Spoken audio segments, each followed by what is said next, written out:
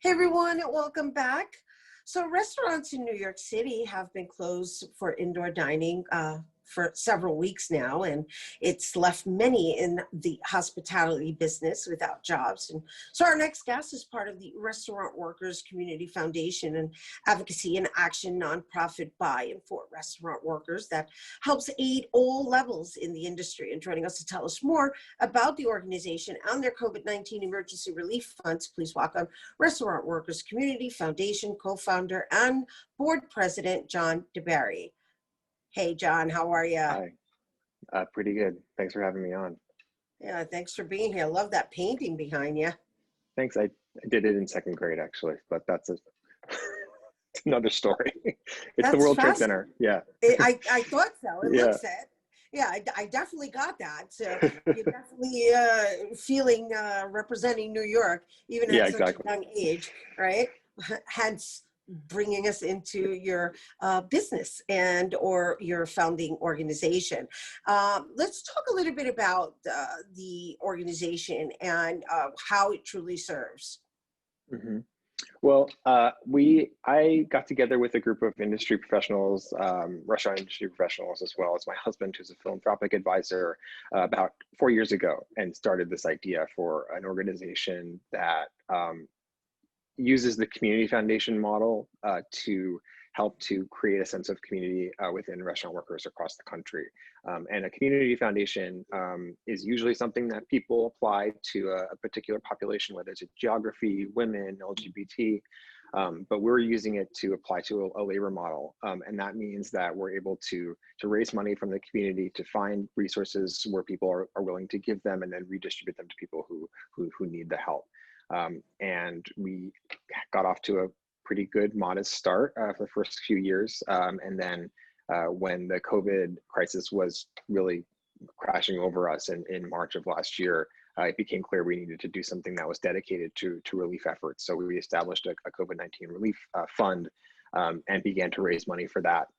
And then using that fund, it goes to direct financial assistance for restaurant workers. It goes to grants to other nonprofits that are doing relief work. And we're also establishing a zero interest loan program for small businesses to support them during this time. So we sort of expanded our goals last year to include COVID relief. So that's wonderful. And just so that we can translate this to anyone who is in need of assistance, right? Because, and I say this only because based on, let's say, the assistance that the government is offering, there's a lot of paperwork that's required, and it can be a little intimidating. And what I really appreciated about learning about your organization is how it is its own community, and the funds are being raised by restaurant owners themselves, and it's kind of being distributed amongst each other based on each other's needs, right? And let's talk about the different levels in which these grants are being offered and or assistance programs. Yeah, so the way that we operate is we kind of are using our existing networks, our connections to people, our friends and family, media to get the word out and to raise money for these causes. Also, as I'm a former bartender, a lot of our fellow board members are working in the beverage industry, and there's a tremendous amount of support from wine spirits companies as well, who are able to really put a lot of resources behind a fund. And then what we do is that we have been spending the better part of last year researching organizations to give money to that are directly assisting restaurant workers. So we're an all volunteer organization. I was a bartender. I'm not I don't have a background in running a nonprofit. So rather than trying to reinvent the wheel and set up our own systems that may not be working as well as someone who's been doing it professionally for many years prior to this, we were just helping them get more resources. So one of our largest grantees is the Southern Smoke Foundation, and their organization in Houston that's been doing crisis relief grants to individuals for over 5 years now. And so what they do is they take the applications, they work with each person to determine what they need to get back on their feet. And there is some paperwork involved. They try to have it be as minimal as possible.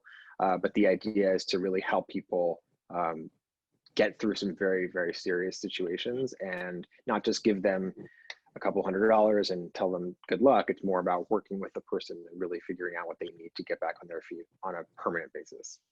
Right. And so of course, there's always paperwork included and or required. However, the reason I even brought it up with regards to the different levels, and thank you for sharing that, the spirits industry is part of it as well, right? And bartenders and and from what I read, there's porters and waiters, and it's not just restaurant owners and or restaurant managers. It's like every single aspect of the hospitality business. Yeah, Definitely. It's sort of part of our philosophy that the problems that you see in the restaurant industry in terms of like poor quality of life and low wages, there's kind of bad actors, but a lot of it just has to do with communication and lack of knowledge. So it's really about bringing everyone together to kind of understand the needs and different priorities. And so, because I think everyone at the end of the day wants the same thing. They want a happy, healthy industry. They want to provide a great experience to their guests.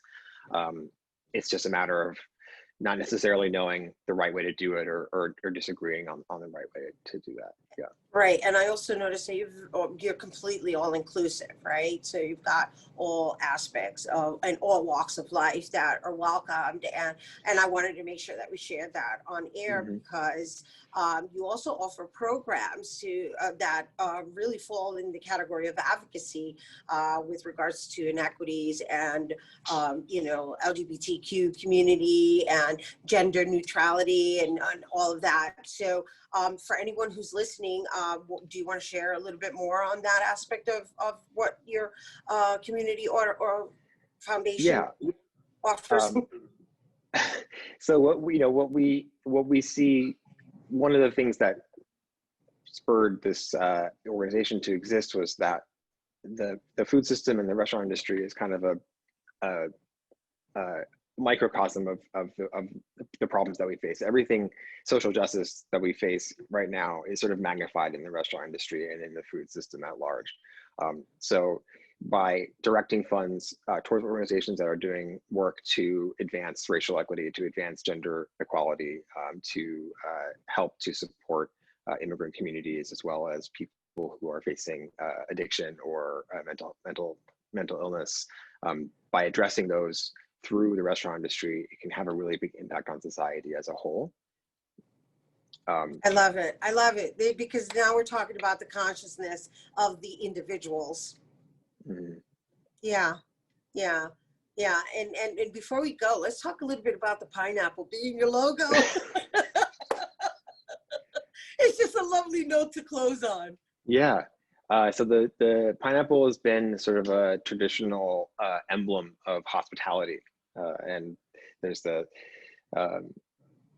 idea that you put a pineapple in your window and it signals that you're welcoming to guests. And so when we were designing a logo, we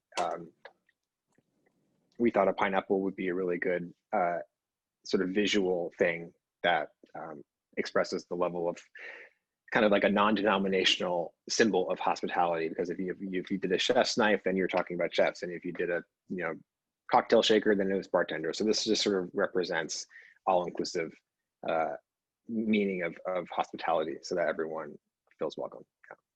And that's exactly what we just discussed. And thank you for bringing it here to our viewers on Open.